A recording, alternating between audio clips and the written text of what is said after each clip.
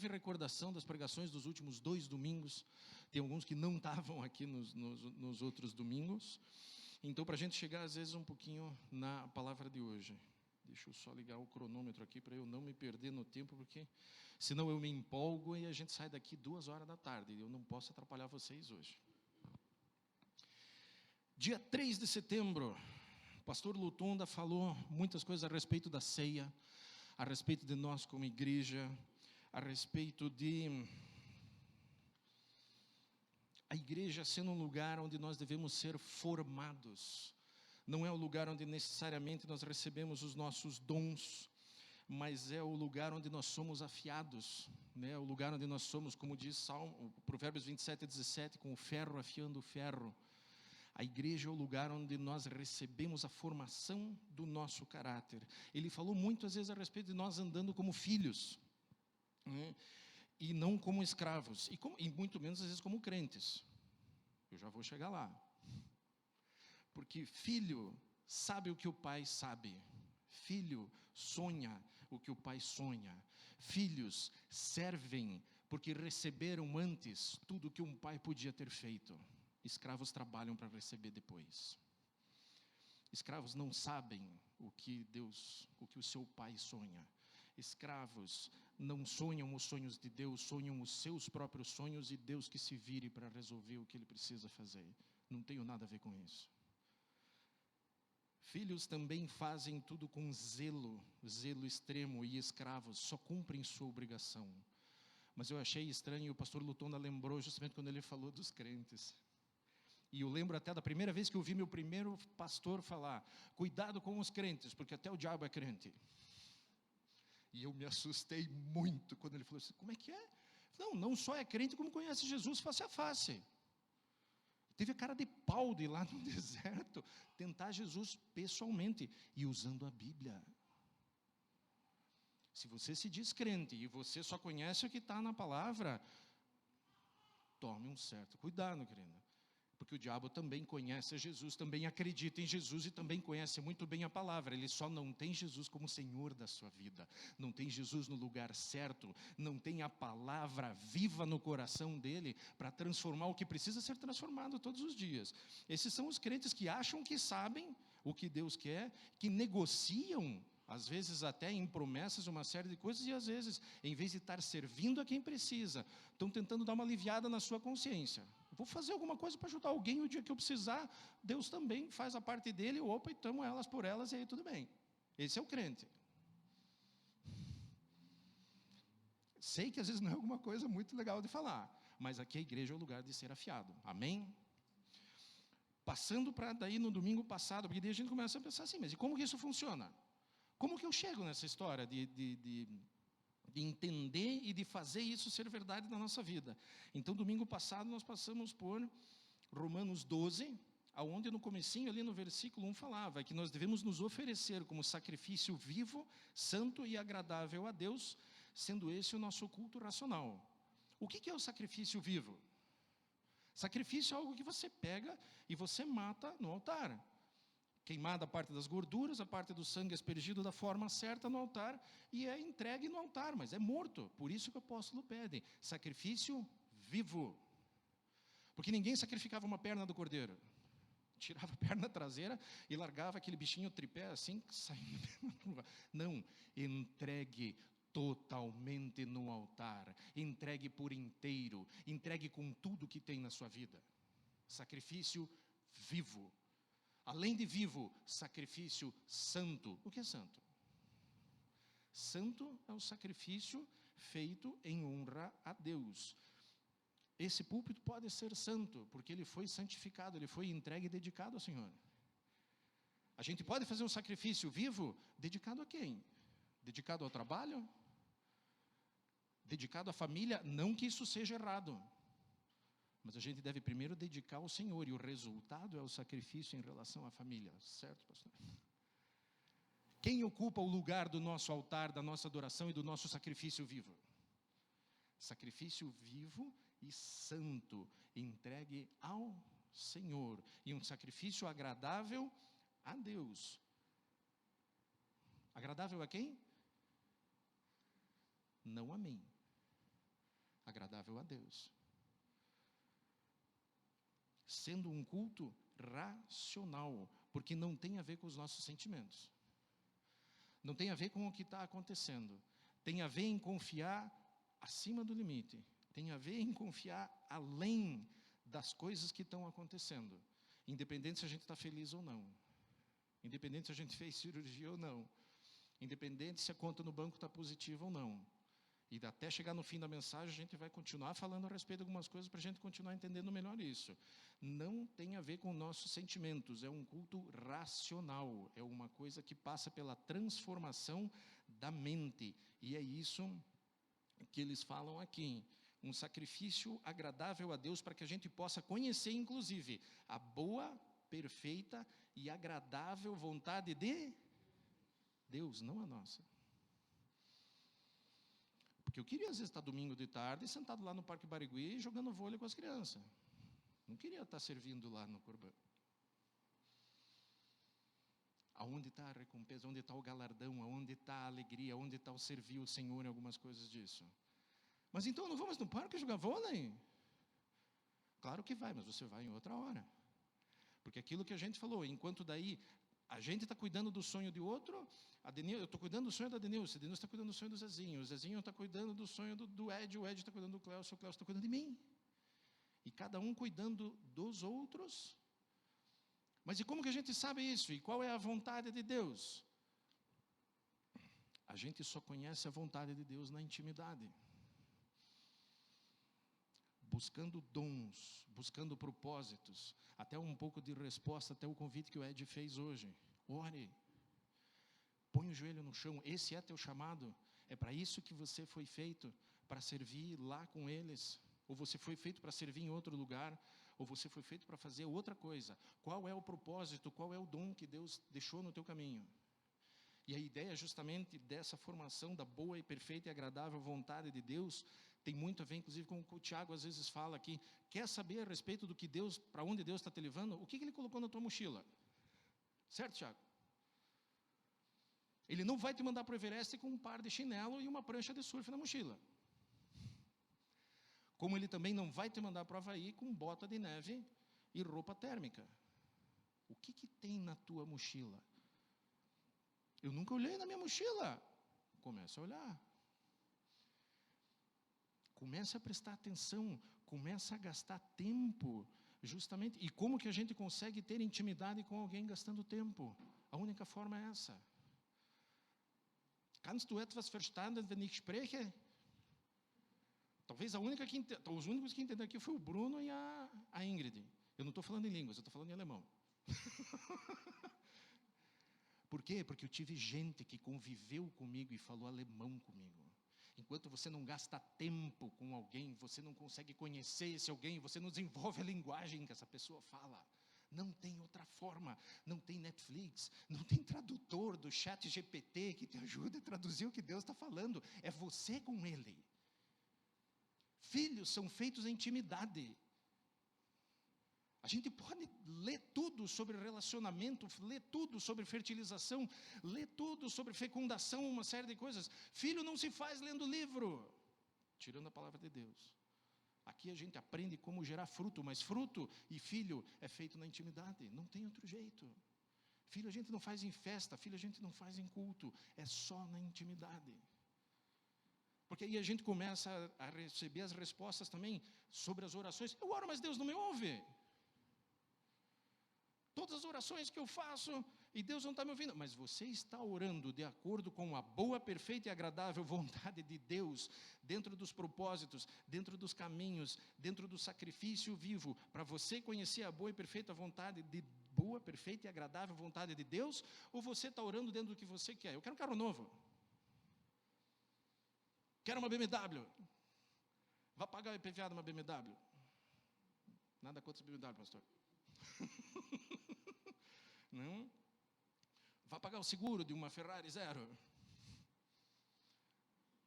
Eu tinha um rapaz que eu atendia, inclusive, como às vezes a gente é até meio fora da casinha na hora que a gente faz as orações. Eu estou pedindo para Deus me dar uma moto.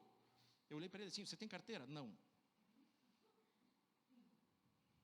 Do que adianta? Deus não é bobo. Do que adianta dar uma moto se o cara não tem nem carteira? Ele queria ir mais rápido para o trabalho. Eu falei, você vai se matar. Mas ele orava pedindo uma moto. Não fecha uma coisa com a outra, né? Mas e eu? E as minhas vontades, e os meus sonhos, e aonde que eu fico? Cara, é sério que você vai dizer para mim, para Deus, ou para qualquer um que seja, que você não acredita que aquele que toma os oceanos na concha das mãos e mede os céus com a palma das mãos, esse não sabe qual é o melhor sonho para a tua vida? Quando a palavra fala do oleiro, o oleiro faz o vaso para carregar água, para levar água para quem sustenta, para levar vida para quem precisa. Eu quero ser uma flor. Eu quero cuidar de uma flor, uma série de coisas. Você que é vaso quer dizer para o oleiro como que deve ser feito. Sem demérito nenhum para a flor. Porque a flor também precisa mostrar do amor, do carinho e da beleza, da graça de Deus. Do perfume que existe na vida quando a gente se dá o trabalho de parar, olhar e simplesmente sentir, apreciar a beleza de Deus nas coisas mínimas da vida.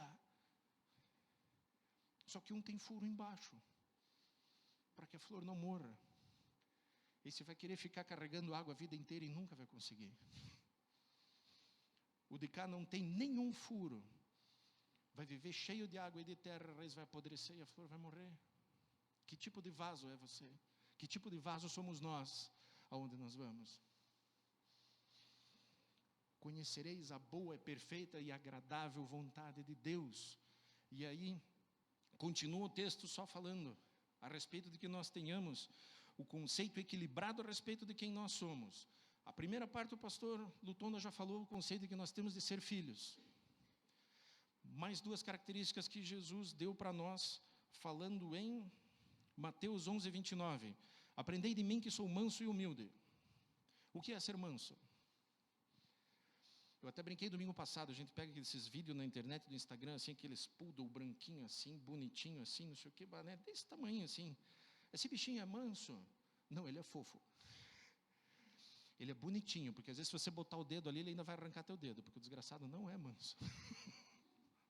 Ele é fofo, ele é pequeno, ele é bonitinho. Manso talvez seria aquele dog alemão que sentado aqui do meu lado, assim, ele ficaria com a cabeça na altura do meu peito. E se ele ficasse de pé e botasse as duas patas no meu ombro, ele ia me olhar de cima, assim, abanando o rabo, assim, esperando que eu coçasse a barriga dele. Esse é manso, só que ele não sabe que ele é manso.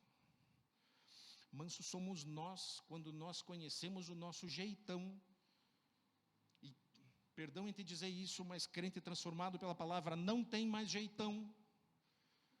Porque entregou a sua vida em oferta de mansidão aos pés da cruz. Que é o maior exemplo de mansidão, é o próprio exemplo de Jesus.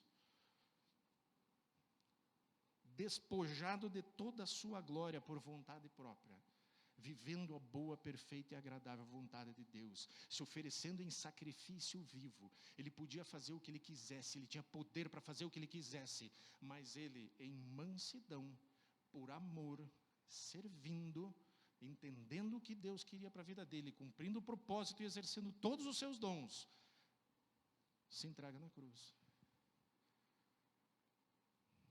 Crente não tem mais jeitão. Isso é difícil. Falo por mim mesmo, coitada da Kátia.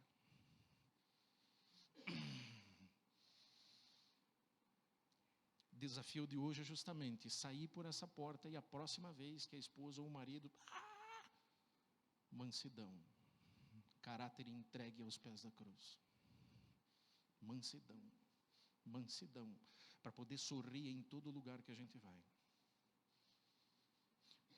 E uma coisa, manso, isso eu não falei domingo passado, o manso não é um bocó. Porque se vocês lembrarem de Jesus, pelo amor à casa do Pai, pelo amor à palavra de Deus, Jesus sacou do seu cinto e colocou para fora do templo, a chicotadas e a chute, todos os vendedores do templo. Certo, pastor? O manso não é um inerte. O manso não é um cara que não faz nada, não é um bocó. O manso sabe, a partir da boa e perfeita e agradável vontade de Deus, a hora que ele tem que abraçar, a hora que ele tem que se indignar, a hora que ele tem que se levantar e a hora que ele tem que fazer, nem que seja fazer, ir para uma guerra espiritual como vocês estão indo. Ir para uma guerra contra a preguiça como tantas às vezes precisam ir. O manso não é um bocó. Segunda característica que o próprio Jesus colocava naquele texto, falando a respeito da humildade. Interessante o discurso. Olha para mim, aprendam comigo. Eu que sou manso e eu sou humilde. Aprendam de mim porque eu sou o cara. Hã? Como assim? O humilde, segundo o conceito da palavra de Deus, é aquele que não sabe nem a quem e nem além de quem é, não sabe menos de si e não sabe mais de si. O saber mais de si, a gente já falou, é o manso. Não é o snob, não é aquele que fica falando mais de si do que devia fazer, é aquele que cumpre o seu papel. Mas a gente tem uma confusão muito difícil, às vezes, em pensar daquele rapaz, às vezes o Ed comentou, por favor, sem demérito nenhum, mas das pessoas que são carentes, desprovidas de recurso financeiro, essas pessoas são humildes. Desculpe, não, elas são pobres. E a gente pode ajudar, mas elas não são pessoas humildes. Eu já vi muito pobre com um iPhone na mão, andando de nariz empinado na rua, puxando um carrinho de papel. Todo dia lá perto do escritório tem uma. A moça andando na rua dela, para na sombra, com o carrinho dela lá e com o iPhone dela, assim, vendo as mensagens do WhatsApp. Nada contra quem tem iPhone, né? E muito menos o WhatsApp, mas essas são pessoas que elas são desprovidas de recurso financeiro, elas não são necessariamente humildes. O humilde também não é aquele que não aceita elogio, não aceita nada, não, esses são os modestos. Que o humilde aceita e recebe os elogios e entrega os elogios a Deus. Glória a Deus pelo trabalho que vocês estão fazendo hoje. Vocês estão sendo mão e braços do Senhor onde vocês estão indo hoje. Toda a glória seja dada para Ele. E parabéns para vocês, porque o elogio é merecido para vocês. Em honra e glória a Deus. Por que não? A gente não tem costume de receber elogios. Receba os elogios e entregue todos eles. Seja exemplo, faça com zelo.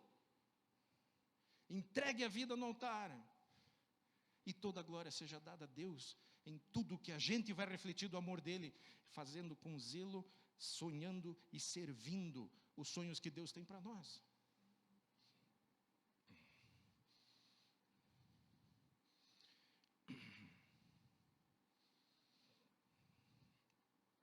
Só estava tentando me achar aqui no tema. Dos últimos 2 domingos, era isso que precisava falar. Hoje precisava conversar com vocês, então, sobre como isso funciona, partindo do texto de Mateus 14, 22, e queria convidar você para abrir o texto, abrir a Bíblia nesses textos. Porque quando a gente começa a andar esses passos, quando a gente começa a pensar em sonhar os sonhos de Deus, quando a gente começa a pensar em viver as coisas que Deus tem para nós, isso foi uma coisa que Deus levantou um cara essa semana para ministrar na minha vida também. A gente começa a olhar assim e pensa, mas eu tenho medo. A gente tem medo de abrir mão.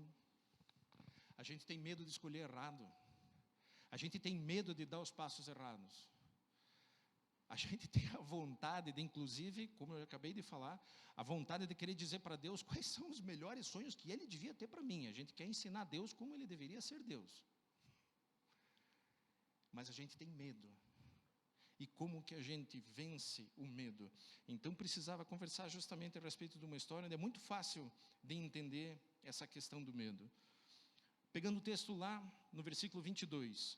Logo em seguida, Jesus insistiu com os discípulos para que entrassem no barco e fossem adiante dele para o outro lado, enquanto ele se despedia da multidão.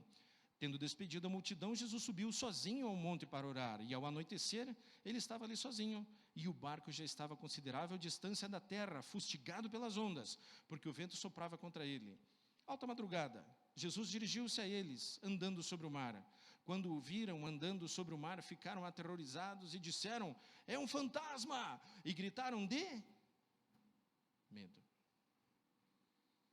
Mas Jesus, imediatamente lhes disse, coragem, sou eu, não tenham medo. Senhor, disse Pedro, se és tu, manda-me ir ao teu encontro por sobre as águas. Venha, respondeu ele. Então Pedro saiu do barco e andou sobre as águas e foi na direção de Jesus. Mas quando reparou no vento, ficou com medo e, começando a afundar, gritou: Senhor, salva-me! E imediatamente Jesus estendeu a mão e o segurou e disse: Homem de pequena fé, por que você duvidou? Quando entraram no barco, o vento cessou. E então os que estavam no barco adoraram, dizendo: verdadeiramente tu és o Filho de Deus. Amém? Por que a gente tem medo? Por um motivo muito simples. Porque a gente não conhece. Porque a gente não colocou os joelhos no chão, buscando em intimidade conhecer aquele que pode todas as coisas no nosso caminho.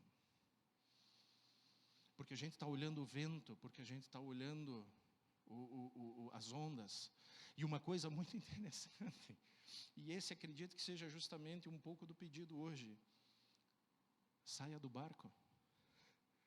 Quantos de nós têm coragem de sair do barco no meio da tempestade? Esse é um dos segredos. Jesus falou: não tenham medo, e Pedro disse: se és tu, me manda ir ao teu encontro por sobre as águas. Jesus respondeu: venha. Então Pedro saiu do barco. Aqui está dizendo que ele parou, pensou, ele deu uma olhada em volta: será que vale a pena? Não, ele saiu do barco. Quantas vezes a gente pula para fora do barco?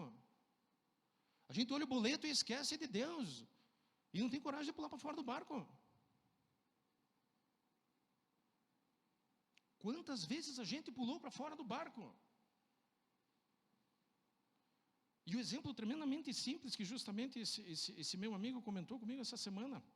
Eles foram participar de um acampamento, de um movimento que existe em diversos países, por aí que a parte dos legendários. Tem algum legendário aqui? Alguém de vocês é legendário? Sabe do que é o legendários? Não? Futuramente haverão legendários nessa igreja, que eu serei um deles. Mas justamente eles saindo com suas mochilas, acampamento, trilha na montanha, caminhada, e vai. E um dos amigos dele, o amigo que ele levou justamente, não me pergunte por quê, aquele cara tinha 2 sacolas para carregar. Saíram numa noite, caminharam o dia inteiro. Segundo dia, levantaram, desmontaram barraca, tomaram café. Ele pegou as sacolas e começou a andar no 3º dia. Chegou na hora do almoço, assim, quem já foi no mercado a pé e voltou a pé com algumas sacolas pesadas no mercado, sabe que você chega com as mãos assim. E ele chegou antes do almoço, ele largou aquelas sacolas no chão assim: meu Deus. Almoçaram, terminaram de almoçar, ele pegou aquelas sacolas assim e falou assim: Deus, é contigo. Se não for pela tua graça, eu não chego do outro lado com essas sacolas. Aí ele foi orando, ele foi orando, ele foi orando, eles foram conversando, eles foram passando, eles foram indo, e sobe montanha, desce montanha, atravessa rio, passa rio. Chegou, moçada, está na hora de montar o acampamento para janta. O quê? Aí ele olhou no relógio, 5 horas da tarde. E ele ainda estava carregando as sacolas. Sem uma dor nas mãos. Sem um dedo torto. Nem inchados os dedos estavam. E a hora que ele começou a olhar aquilo: como é que pode? Mas meus dedos estavam doendo, mas as sacolas estavam pesadas, os negócios tudo. Torceu tudo as mãos dele, começou a doer tudo de novo. Ele largou as sacolas no chão, porque ele não tinha mais a vista naquele que podia todas as coisas. Simples assim. É ridículo, mas é simples assim. E a hora que ele largou aquelas sacolas, quase chorando de dor nas mãos, foi justamente isso que o Espírito Santo lembrou para ele. Lembra Pedro? A hora que Pedro começou a olhar para a tempestade, a hora que Pedro começou a olhar para o vento, a hora que Pedro começou a olhar para as ondas, foi a hora que Pedro afundou. A hora que você começou a olhar para as tuas mãos, a hora que você começou a pensar como aquilo jamais seria possível ser feito, foi a hora que as tuas mãos começaram a doer, porque você parou de olhar para mim. Simples assim. Então qual é o desafio, qual é o convite hoje para nós? Saia do barco, na hora que tiver. Entregue tudo nas mãos do Senhor, mas faça a tua parte. Esse que é importante. Ele arrumou tudo, pegou as sacolas e foi. Não tenho dinheiro para pagar o boleto. Toma banho todo dia de manhã, faz tua oração, vai para a loja, abre tua empresa, faz o que tiver que fazer. Mas não é você que vai pagar aquele boleto. Saia do barco, põe o pé nas águas e vai enfrentar as ondas, com um sorriso no rosto. A empresa está dando 50 mil reais de prejuízo todo mês, e já vão 3 meses. Mas põe o pé no barco, fora do barco, e vai com um sorriso no rosto e dando glória a Deus. O filho está no hospital. E isso é sacrifício vivo, entregue no altar, conhecendo a boa, perfeita, agradável vontade de Deus, independente do que está acontecendo ao teu redor. Cara, é assustador isso. E o mundo vai olhar para nós e vai dizer, isso é loucura. E a palavra de Deus diz que isso é loucura aos olhos do mundo, porque Deus pegou o simples e as coisas simples para confundir as sábias. E Deus pegou o fraco para confundir o forte. E Deus vai usar cada um de nós para transformar esse mundo que tem em volta, com um sorriso que a gente apresenta todo dia, pisando fora do barco, muito embora o mundo diga para nós, você está errado.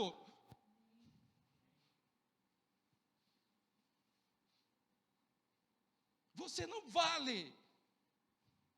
Mas eu sei que eu sou um filho amado.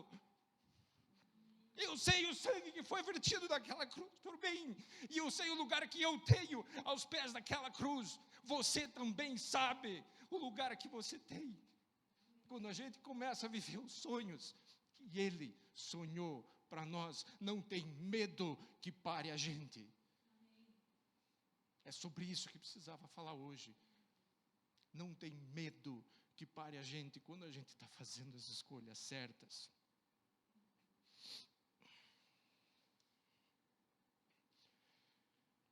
O texto só continua, eu queria usar mais um texto em Lucas 24:36, falando inclusive também da primeira vez que Jesus apareceu após a ressurreição para os discípulos. Nossa, eu não consigo nem ler aqui. Maria tinha encontrado o anjo na porta do sepulcro, encontrou Jesus, voltou e contou para todos os apóstolos. Eles não acreditaram. 2 caminhando na estrada de Emaús, caminham 11 quilômetros, se eu não estou enganado, junto com Jesus, recebem a revelação de Jesus, eles voltam e contam para os apóstolos, e os apóstolos não acreditaram. Aqueles que tinham andado com Jesus, visto Jesus fazer todos os milagres, viram aquele Jesus andando sobre as águas. Mas eles viram Jesus morrer, eles viram Jesus ser crucificado, eles viram Jesus ser açoitado, eles viram a coroa de espinhos, eles viram Jesus ser enterrado. Mas mesmo assim eles não acreditaram. Enquanto falavam sobre todas essas coisas, o próprio Jesus apresentou-se entre eles e lhes disse: a paz esteja com vocês. E eles ficaram assustados e com medo, pensando que estavam vendo um espírito. E Jesus lhes disse: por que vocês estão perturbados? E por que se levantam dúvidas no coração de vocês? Vejam as minhas mãos e os meus pés, sou eu mesmo. Toquem-me e vejam, um espírito não tem carne nem ossos, como vocês estão vendo que eu tenho. Tendo tido isso, mostrou-lhes as mãos e os pés, e por não crerem ainda, pelo amor de Deus, tão cheios estavam de alegria e de espanto, Jesus lhes perguntou: vocês têm algo aqui para comer? E deram-lhe um peixe assado, e ele comeu o peixe na presença deles. Isso aqui é meio prova real, assim, porque fantasma não come, tá? Por isso que Jesus precisava comer na frente deles, para que eles vissem que de fato não era um fantasma, tá? Mas moçada, quanta dificuldade às vezes a gente tem em simplesmente aceitar. Eles andaram junto com Jesus, eles viram os milagres. Alguns deles estavam dentro da casa quando Jesus falou assim: Talita cumi, pegou a menina que já tinha morrido, não sei quantas horas, levantou ela pelas mãos. Eles viram Jesus expulsar os demônios. E chega um monte de gente contando assim: ele voltou, ele disse que ele ia voltar, ele voltou. E eles não acreditavam. Isso tem muito a ver com o que eu escutei, às vezes, uma vez o Douglas Gonçalves falando a respeito do evangelho re. Não é uma piada, mas é uma questão justamente do evangelho, onde você reconhece, recebe e replica. Você reconhece a tua dificuldade, nós reconhecemos nossas dificuldades como ser humano, como pecadores, reconhecemos quem nós somos perante Deus, mas nós também recebemos. Receber é uma das partes mais difíceis que tem. A gente não se considera digno. O amor de Deus às vezes constrange a um ponto que a gente não consegue. A gente não consegue entender o que é isso. Quando, na parábola do filho pródigo, quando aquele menino que saiu de casa, pediu a herança adiantada, e pedindo uma herança adiantada, ele declarava para aquele pai assim: você morreu para mim. Isso era a pior ofensa que um filho podia fazer para um pai judeu naquela época. Me deu adiantamento da tua herança, quer dizer assim, você não é mais nada para mim. Você está morto, eu quero a tua herança, porque você não é mais meu pai. Ele sai e volta, e a hora que ele volta, ele não quer mais saber de terreno, ele não quer, ele só queria um prato de comida. Ele estava morrendo de fome, ele estava sujo, fedendo a porco. E ele chega justamente aquele pai, e o pai esperando ele na estrada, ele não teve que bater no portão. Quando a gente quer voltar para casa, Deus está esperando a gente que nem louco ali fora para pular no pescoço da gente. Aqui dentro, aonde quer que você queira se reconciliar com Deus. Você não tem que bater numa porta e pedir para ele, manda chamar Deus ali que eu quero conversar com ele. Não é assim que funciona. E aquele pai chega e abraça aquele menino e coloca uma capa, restituindo tudo que ele coloca um anel, o anel no dedo é a restauração da autoridade como filho. Põe sapatos nos pés, os escravos andavam descalços. Um homem com sapato no pé é um filho, não é um escravo. Ele restaurou aquele menino por completo, aquele menino, mas eu não quero nada disso, eu só quero um prato de comida. Por isso que o amor de Deus constrange um ponto que às vezes a gente não dá conta. Mas a partir da hora que a gente se entrega,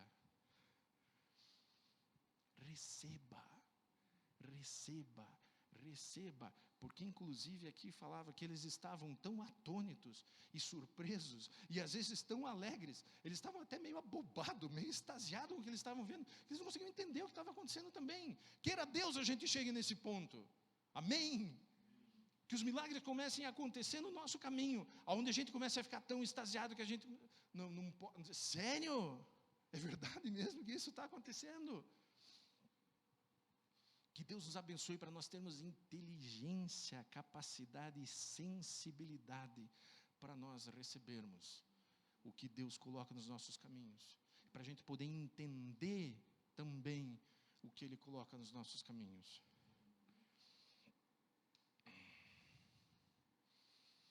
Semana passada eu conversei com o pessoal na igreja também, só para terminar a mensagem de hoje, que um sobrinho meu tinha me questionado a respeito das escolhas que a gente faz, e a respeito de, cara, olha todos esses troços aqui, isso é um Deus que não dá escolha para a gente, né?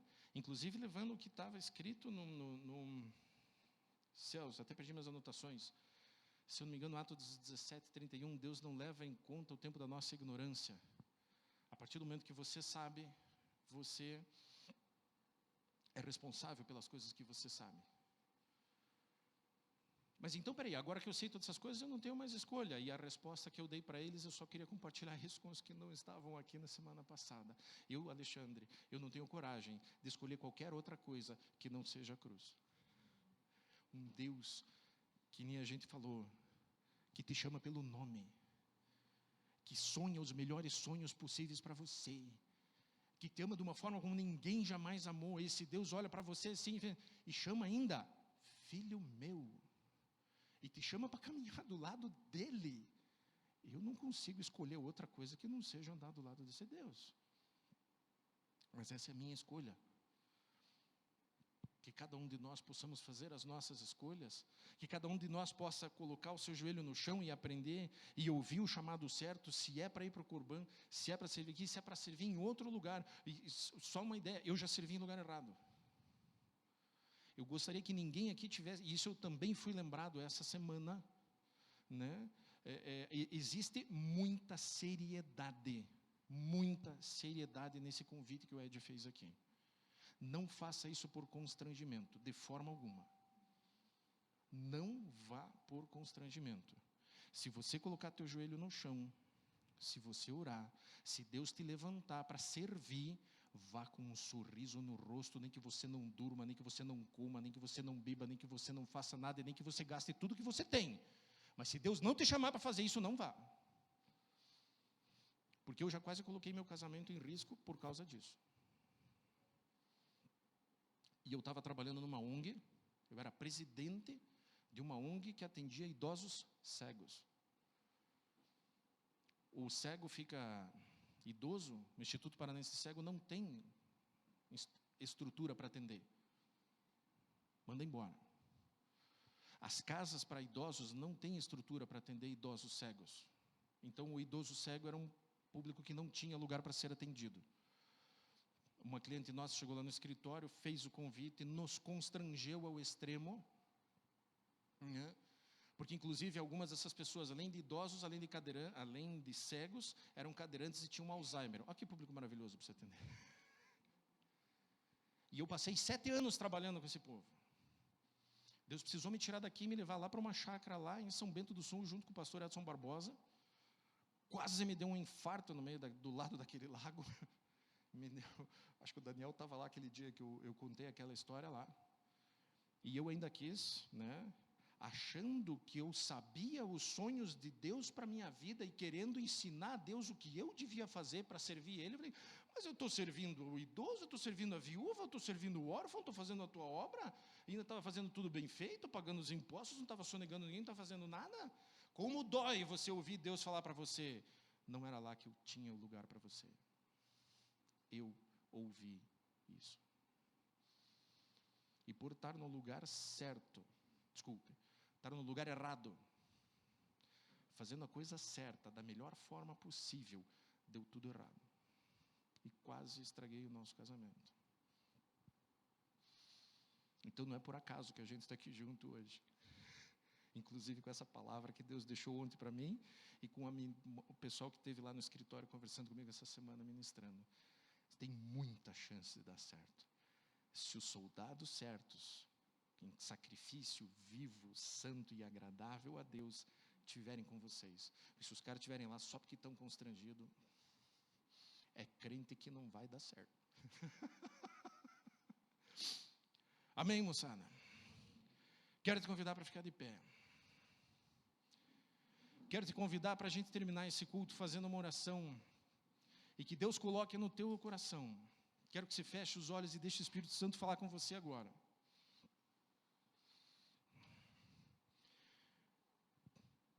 Pai, desperta nos nossos corações agora, Pai. Desperta nos nossos corações. Desperta nas nossas vidas. Desperta no nosso caminhar. Revela tudo aquilo que precisa ser sacrificado no teu altar, Deus.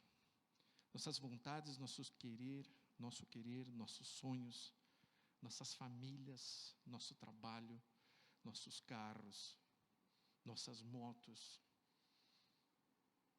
todos os nossos dias, Pai, que sejam colocados aos pés da cruz, para serem oferecidos em sacrifício vivo, santo e agradável ao teu querer, ao agradáveis e em honra ao nome de Jesus. Pai, que os dons sejam despertados, que os propósitos sejam revelados aqui, Deus. Se tem alguém aqui nessa igreja, Deus, que hoje que não conhece o seu propósito, que a tua voz comece a falar, que a tua voz comece a despertar os propósitos dessas pessoas, que todo mundo comece a olhar para as suas mochilas e consiga enxergar dentro delas o que tem, e que todos comecem a dar seus passos, Deus, em direção àquele lugar que o teu coração sonhou para que nós possamos chegar, Deus. Que nós sejamos capazes, Deus, de abrir mão de nós mesmos em amor, em reconhecimento, em gratidão, em servidão, Deus. Há um amor que não tem limites. Confiando com os pés fora do barco. Confiando, andando em meio à tempestade. Confiando sem olhar para o vento, mas com os olhos fixos na cruz. Fixos no amor de Jesus. Isso é o que nós te pedimos, isso é o que nós te entregamos, com nossas vidas, com todo o nosso querer, em nome de Jesus. Amém, amém e amém. Beleza, moçada? Que Deus nos leve em segurança, que Deus nos dê uma excelente semana, que Deus encha nosso coração e nosso rosto com muito sorriso, para que a gente possa levar da presença dEle em todo lugar que a gente for essa semana. Amém, moçada? Vamos todos em paz.